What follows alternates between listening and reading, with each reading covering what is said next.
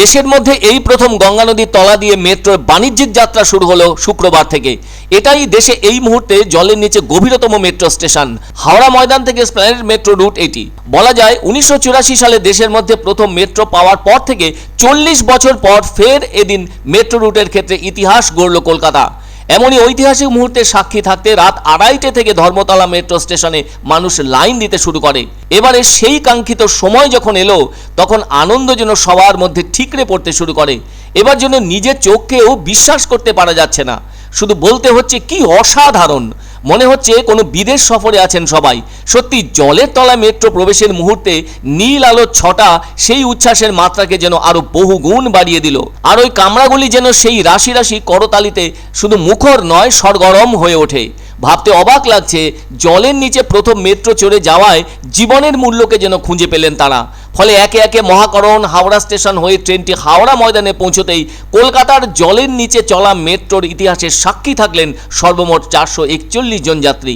কবে metro root পুরো চালু হবে, তখন এই আনন্দ আরও যেন কয়েক গুণ বেড়ে যাবে।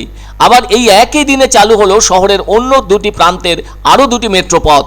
এদিন কবি সুভাষ অর্থাৎ নিউ গড়িয়া থেকে অরেঞ্জ লাইনে মেট্রো যাত্রী নিয়ে পৌঁছে গেল হেমন্ত মুখোপাধ্যায় অর্থাৎ রুবি মোড়ে।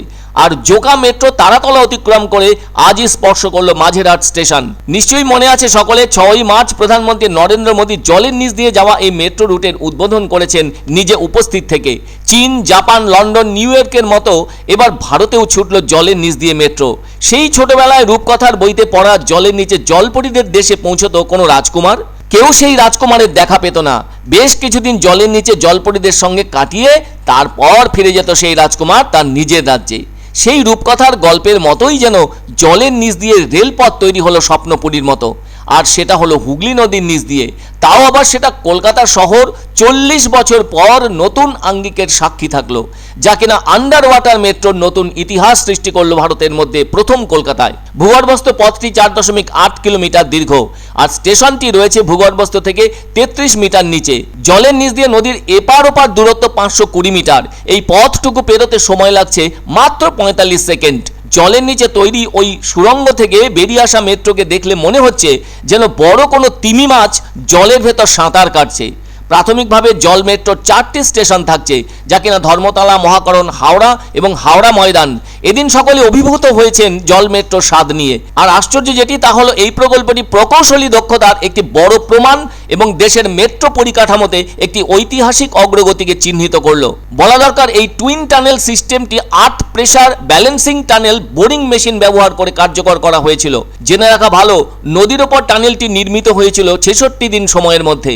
জলের নিচে মেট্রো প্রকল্পটি প্রথম 1971 সালে কল্পনা করা হয়েছিল, কিন্তু সেই সময় জমি অধিগ্রহণ, পরিবেশগত ছাড়পত্র, তহবিল এবং প্রযুক্তিগত সমস্যার কারণে বেশ কিছু দেরির ঘটনা ঘটে, যার ফলে 5 দশকেরও বেশি সময় পর 2024 সালের মার্চে তা সম্পন্ন হয়ে চলতে শুরু করলো। একে বলা যেতে পারে ইঞ্জিনিয়ারিং বিস্ময়। তবে আশা করা যাচ্ছে কলকাতায় জলের নিচে মেট্রো প্রতিদিন 50,000-এর বেশি যাত্রী নিয়ে ছুটবে, আর তার আনন্দ নেবেন সকলে। কলকাতায় জলের নিচে মোট 6টি স্টেশন রয়েছে: হাওড়া ময়দান, হাওড়া, মহাকরণ, এসপ্ল্যানেড, শিয়ালদা ও সল্টলেক সেক্টর 5। কলকাতায় জলের নিচে নির্মাণ কাজটি শুরু হয়েছিল 2009 সালে।